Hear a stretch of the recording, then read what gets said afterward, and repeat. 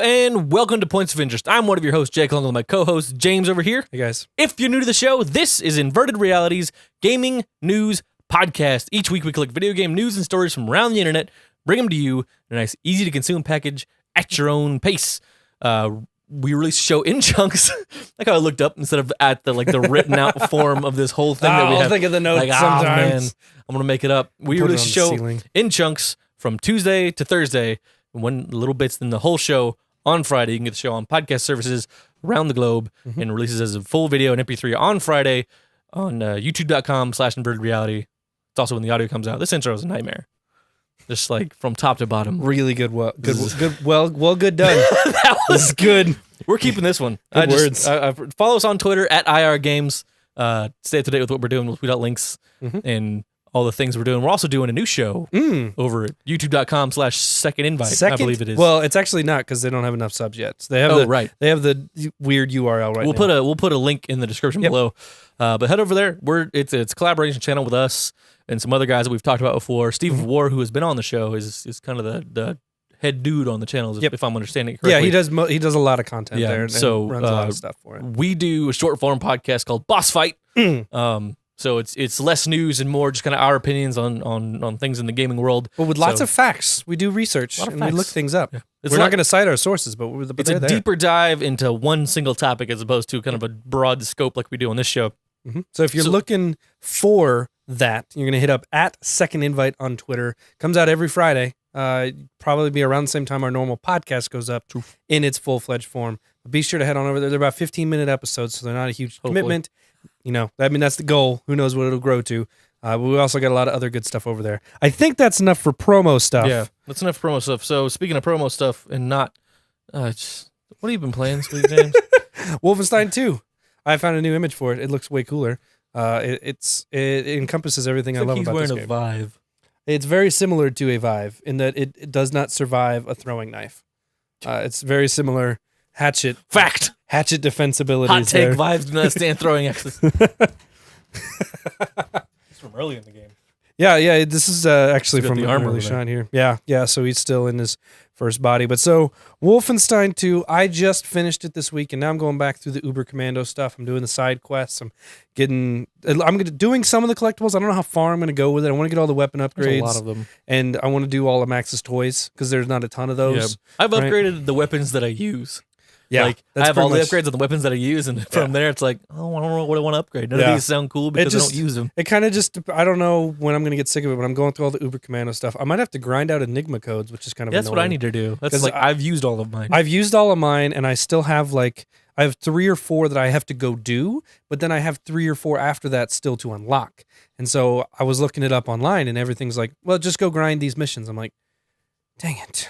That sounds less fun. Yeah, so I don't know how far I'll go with that. It's not like one Enigma code per mission. It's like where I'm at now, it's like I need 5 and then 6 and then 5 and then 6 and then 6 and then 4. And I'm like, so what you're telling me is I need like 40 more of these if I want to keep going. Because you normally get a couple from each of the Uber Commando missions, which is great, but I need more than that. I don't think you get one from the actual boss. No, you don't get one from the boss, but you get one from the actual because some of them are much bigger levels that have like a bunch of commanders on them, so that's great, and you get like 2 or 3 of them. Some of them don't. There's just like one guy. Some of them just have the boss, and it's like, boy, this feels like a waste. So I like the missions. They're varied. They're taking you back to the same locations you went to in the game. You start in different places. You get to explore from different angles. Some stuff that you could get to that maybe you couldn't get to before, or it's more obvious. It's nice. Now you have. Here's the deal. Here's what's about to happen. We're going to get into some spoiler talk for Wolfenstein 2 and Assassin's Creed Origins, and later some Halo Master Chief stuff. But that's Halo 2 and 3, and if you haven't beaten those yet, you probably weren't going to. Right. So if you don't want Wolfenstein 2 and Assassin's Creed Origins stuff spoiled for you, we'll put in some timestamps, hopefully. I'll do my best to not forget them. I promise we'll put them in. One of us will put them in and come back when they're done. That's right. Because we've beaten both those games in the last week, and so we're going to talk about some stuff. All right. So spoilers starting here. Right here. Wolfenstein 2.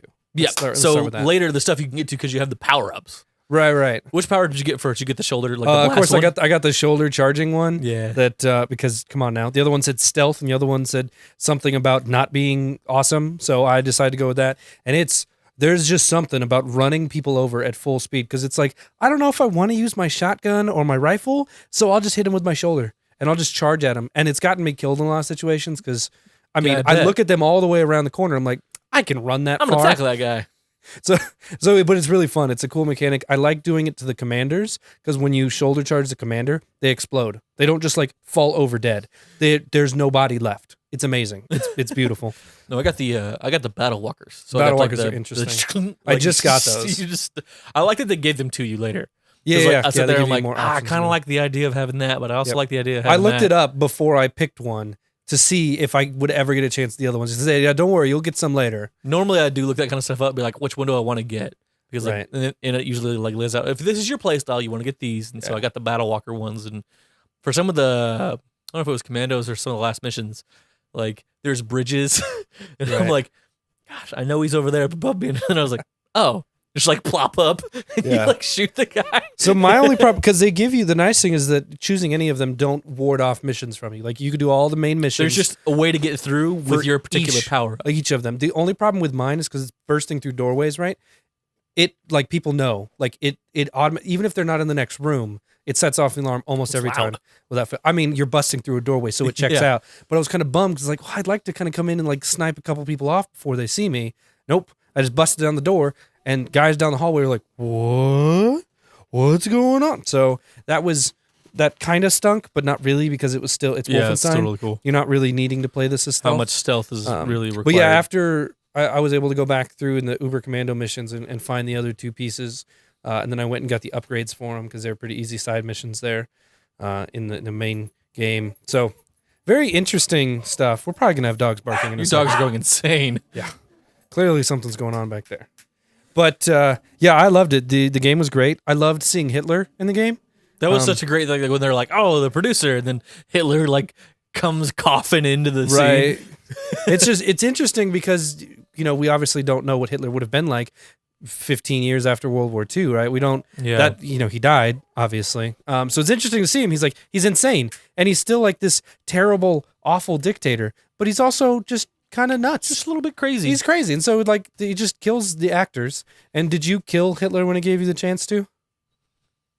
I don't remember. So he coughs, and then he lays down while you're supposed to go in and do like the combat simulation. Oh, yeah. So he's laying there on the ground, and if you walk over to him, you can press a button, and you can kill him. And you just like step on his face and break his neck, and you get a trophy for it. And then they immediately kill you. Like you're dead seconds later. Oh, shoot, now I need to go back into that mission. Yeah, you do need to do it. It's like walk through hilarious.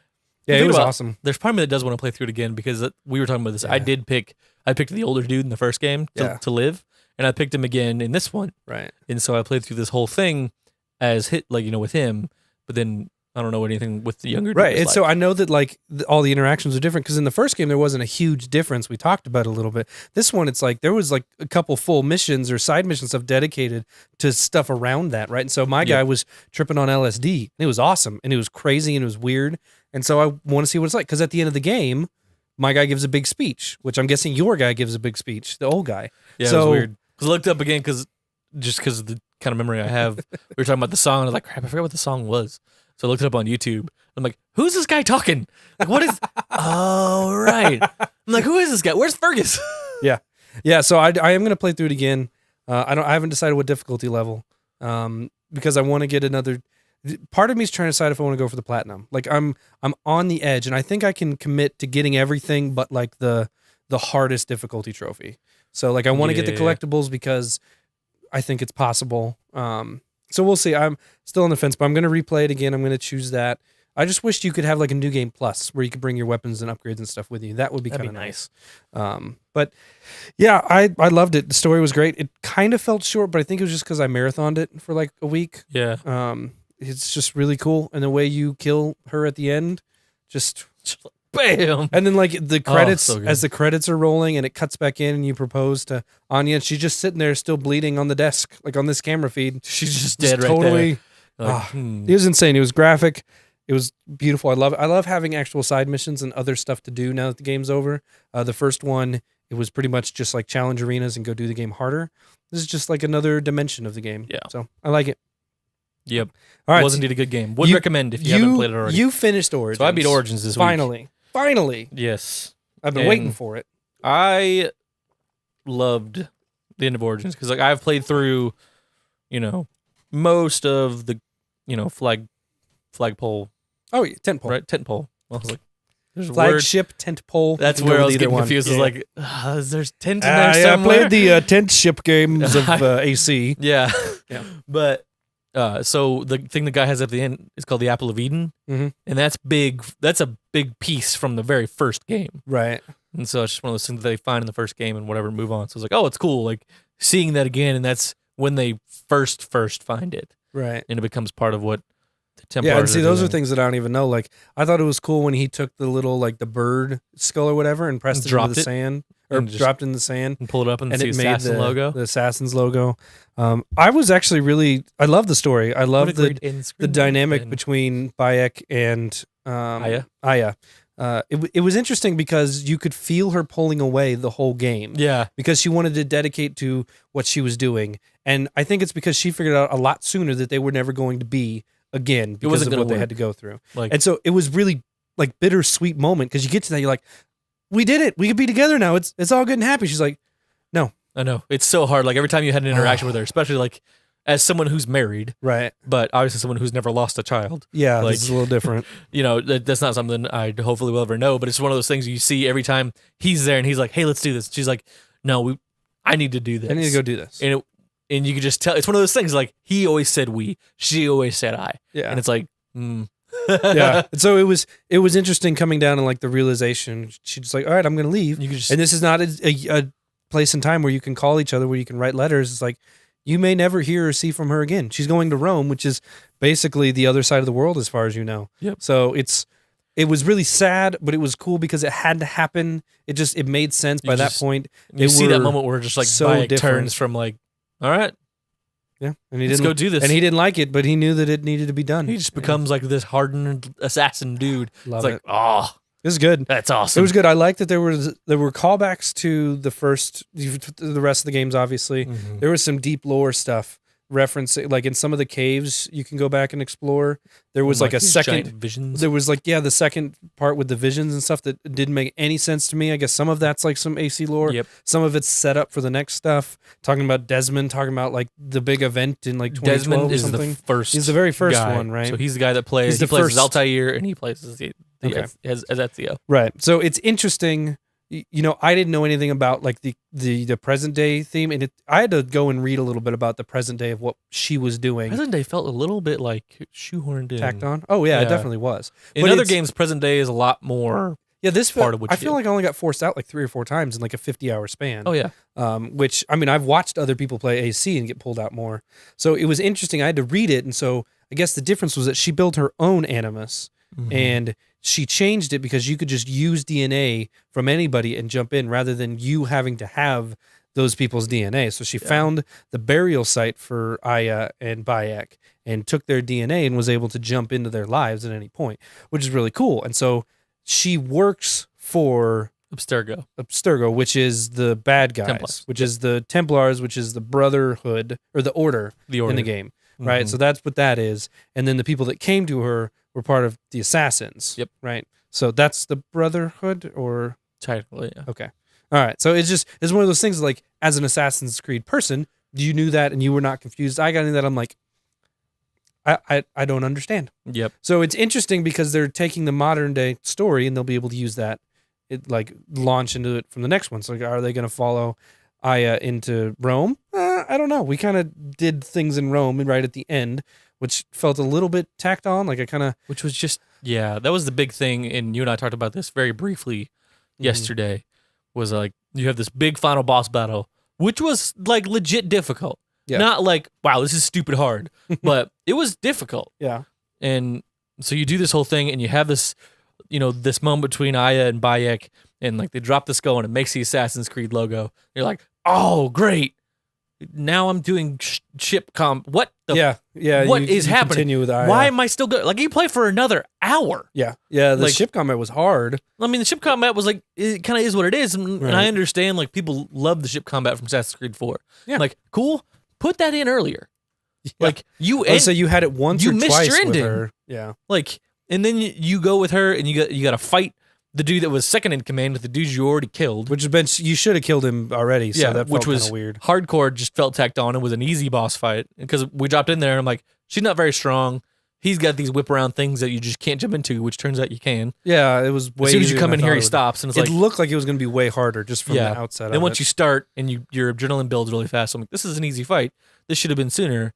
And you got to stealth through into where Caesar is, but you don't have the bird, so you can't see where everybody is. You don't have any good weapons. And you got this huge plateau with like 40 or 50 people out in front of the doors. It's huge. And then you get in there, and you get like a cutscene where she's walking in, and then you're out there, and then you get a walk-in and I'm like, no. Like, from the end of this, like, it would have felt just fine to have, like, okay, they pick up the bird skull, she gets on the ship, and you just, a 10-minute cutscene of she battles her way to Rome, and she's part of the plot to kill Caesar. Right. They just go through. It's them. Yeah. And then, she's writing the letter to Bayek, and he's running through doing those things. And it's like, man, this would have been such a great thing. And the ending it was like a 3 or 4 minute cutscene. Ruin the game at all. Not like, oh, it's so bad. But it's just like, man, like you had it. Like, it was so good. It built to this great moment. Yeah. And I was just so relieved that I had finished that battle. And I was like, awesome. I've beat this game. Right. And it's just like, what? Yeah. It felt weird. I was happening? like, is this just like a credit scene? You get like an achievement that's like almost there. And I'm like, what do you mean almost What do you mean there? almost there? Like, I just won. It was cool though because you got to close the book yourself on that chapter of it. And I think the Caesar thing was cool. Because it gives you like, hey, here's an actual historical event that happened. Yeah, it's not quite the way that it was, but altered. It puts you in that mindset of like, I mean, there legitimately could be a shadow organization manipulating these things in the background without being seen, because that's the whole point of it. Maybe that's how it happened. No one saw her. No one talked to her. She got in, landed the first blow, and got out, and everyone just kind of jumped on him. So it was a really interesting thing. I like that she went and threatened Cleopatra. That was pretty awesome. Yeah. Like she BA. just stood up there. She's like, just so you know, we're in charge, not you. Yeah. And so it was, overall, it was good. There was a couple little nitpick things, but it was awesome. I mean, it was a great game. Did you go up against any war elephants? I accidentally landed in one of the arenas. Like, I was trudging across trying to get to where I was going. Yeah. And I think right now I'm still like level 37 or something like that. Oh. And so, or I was like level 38, I think, when I finished the game. Right. Because the last mission's only level 35. Mm-hmm. And so, as I'm running across, I'm like hunting for materials to upgrade all my stuff. Right. And I'm running to my next objective and hunting alongside, and I just kind of fell down. And I landed, and all of a sudden, it was a scene with an elephant. I was like, I don't want to be here. And I was just like running around the arena. I'm like, there's got to be a way out. There's got to be a wall I can climb. Death. Literally anything else. Death is the way out. Actually, no, you run to the door and just hold A. You can exit the I didn't level. know you could actually exit there. Yeah, you can run to the door and just walk out. Yeah. I took some time, and I didn't beat them all because there's the achievement's only for one of the war elephants. There's a specific one to beat. Or no, it's the one with 2 war elephants in it. Does that make sense? Gross. It was terrifying. It was the hardest thing I have ever done in a video game. It felt like Dark Souls, but I did it as part of a mission. it felt kind of like Dark Souls, but you're way 100% different. Yeah. It's just like it felt like Dark Souls, but you're an elephant versus an ant is basically what it is. Yeah. It's really hard. It just really time consuming. You got to figure out the paths, and each elephant's a little bit different. So like what you do over here, it's like, oh, this elephant just charges you, and whatever, that's not as bad. Well, this guy's got an archer above you, right? That maybe throws the poison smoke stuff. Okay, so I can't just like block it with my shield, right? This guy throws arrows, so I can block that one. I gotta dodge that. So it's cool, and it's definitely like end game. Like, okay, you think you're good, go beat 5 war elephants. So I found them and I did them, and it was cool. But boy, it was difficult. So when you had to go beat Agrippa, Yeah. right? Right. How did you? I know you and I played the game so differently. So essentially, what You'd be surprised. What did you? I'm trying to remember Agrippa. So Which he one was- was that? he was in a fort with 2 other like high level dudes. Mhm. But he was wearing like the white lion thing. It might be a side mission now that I'm thinking of it. I know. I've done the side missions. And Ooh. I can't but honestly. like essentially remember. how I went through the fort. But he was just like super hard to kill. You can't assassinate him, and even when you stealth attack, it's maybe 1 bar. So you're like, I'm trying to remember what I did. Yeah, it sticks out to me because it's kind of recent in my head. But did you use any of the berserk darts ever? No, I didn't even have those unlocked until I was going through achievements. Oh, dude, I went through it it was one of the earlier things I got when I Yeah. could get it because they had them in Assassin's Creed 4, Oh yeah. but they were blow darts. Mm. And so essentially what happens with the Berserk darts is like he goes crazy and starts killing his own dudes. Ooh. And at the end of it, they die. And so I was like, after I failed the thing the first time, Right. I ran around and killed everyone around him. So he's just patrolling his area by himself. Right. And everybody else is like laying in bed dead. And so I walked up and I hit him with a berserk dart and he ran out and did something and he just died. And I was like, yeah. Yeah, I avoided a hard boss fight. Usually what I would do is I think I remember that one, but I think that fort had like a couple other side missions there. So I was trying to like multitask. Like I came around and found this prisoner that was a side mission. Yep. And then I had to get a horse or something. I don't know. It was interesting. But usually when I would have those, I would just clear out all the bad guys and just one-on-one. Like 1v1 me, bro. Like 1v1 on Rust. And but see, I did the gladiator trials. I did all of those at both locations. I did all of them. I did the hard modes for most of them. Like I spent some time in that 1v1 like boss mode combat, and I got really good at it. So those boss fights with the 1v1 became not as hard with the amount of times I went into those arenas, because the arena fights were cool. I was just annoyed by the loading screens between them all. Yeah, that's not Assassin's Creed to me, and that's just because of how I played it. This combat system is so different from all the other Assassin's Creed. Right. Because to me, it's like you run around and you just stealth kill everyone. When you get to the final boss, you jump on him, you stab him, you have your cutscene with him, and you walk out. That's how you do it. Mm-hmm. And so, like, I didn't do a ton of the side stuff. I'll probably go back and do it. Yeah, because I did. I have like there's like 4 achievements left. One of them is like complete all locations, which no, I'm not doing that. And then there's just a couple other little ones that I just were so like chance based. One of them was like, oh, kill 3 people at once with a slash, and I was like, no. That's stupid. It's really hard to do. It's hard to get 3 people in the range of one like swing attack. Like that's just not a thing I'm going to do. If you have a spear and they all have to be at the right level where they're going to die. Yeah. So but I got most of the stuff. I did quite a bit. I think I got about 60 hours in it or so. I might jump back in eventually and get some DLC or something when it's, a year down the road or something, just to get back in and have some fun with it. But I loved it. It was really good. So that'll do it for that's new those game 2 spoilers. games. So that's the end of our new game spoilers. We're gonna drop we probably won't have any spoilers for Halo, but it's Halo 2 and Halo 3, which Halo 3 came out in 2007. Yeah, that's what. So it's 11 years old. If you haven't beaten it by now and you haven't found out what happened at the end of it, sorry, I don't feel sorry for you. Yeah, so we had started Halo 2 like a couple weeks ago, and then just got busy. I played a mission or 2 on my own, and then we knocked out Halo 2 one night. Jumped into Halo 3 for like 3 missions, and then went to Halo 4, or then finished Halo 3 on Sunday night. So we did 2 games. We in basically and you 3 jokingly nights. said, "All right, so we beat it tonight, right?" And we ended up doing. I was fast. I realized where we were. I was like, "This is the last mission."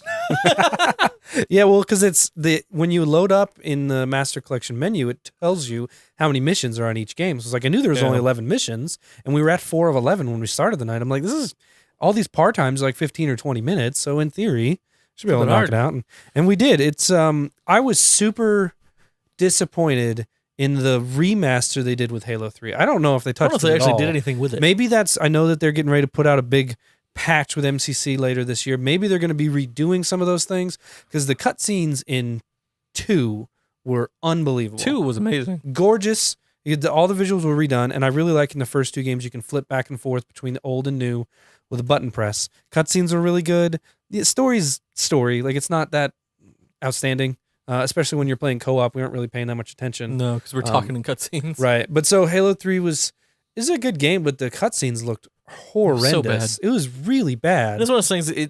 You kind of got to keep in mind. I don't think they did really a remaster on it, because it was like, it's good enough. Right. Like it was HD when it released, because it was on a 360. It launched on the 360. All this stuff. So when it came out, they're like, all right, we don't need to really do that much with it. But if you jump from original Halo 2 graphics to Halo 3, it's like, yeah, this is amazing. But if you jump from remastered Halo 2 graphics to Halo 3, you're like, wow, this is garbage. Yeah. Yeah, it was it wasn't really outstanding. I just don't love the feel of Halo games. We talked about this a little bit. But there's no like reaction. When you're shooting your gun, it is just right here. This is where your crosshairs are. It doesn't matter if you're using a shotgun or if you're using a battle rifle. Like it's all just the same, and there's no hit markers. There's no feedback at all. So no like, you think about like Call of Duty, when you shoot someone with a shotgun in Call of Duty. So if I'm from me to you and I shoot you with a shotgun, you hear the sound, you get the hit marker, and you get little like when they die. You just yeah. You're like, okay, That's good feedback from a gun I just got. When you do it in Halo, it's nothing. You're just like, boom. And when you're shooting the flood, they fly to pieces. But even then, they may not actually be dead. Right. So. Yeah, so it's just, I like it.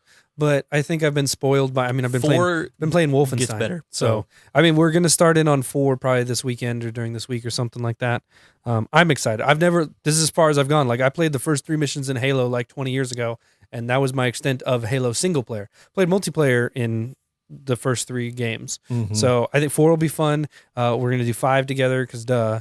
And then I want to actually. I'm only a couple missions into 5. I want to play some multiplayer. Like I want to. I want to do some of the weird modes in 5. I want to be a Halo guy. That's what I want to be. So like, because I know that it's a good game, and I know there's improvements since it left from Bungie's hands because it just is. You're just done with it. So it should be fun. I like that they wrapped up the story in 3. They gave you like an avenue to come back, but also it was very like, okay, this is good. Like we got Covenant's gone, Flood's gone, Master Chief is alive, but he's considered dead. He's kind of disposed at the moment. So it's like, okay, cool. That's a good final thing. You could tell that was where Bungie wanted to stop, and they felt done with that storyline. They left it open-ended, but they didn't have to come back to it. Yep. Obviously, we had all the spin-off titles. You had ODST, which comes before Halo 3, sort of, kind of. It's happening like right before it. You've got Halo Reach, which I don't know anything about. Halo Wars. Halo Wars 2, I guess, sucks. Those are just like RTS. Halo Wars is kind of a weird thing. So we played a lot of Halo, and I finally know what people are talking about with it. So that was a good segment right there. Oh, that was a solid chunk of us talking about games we played. I love it.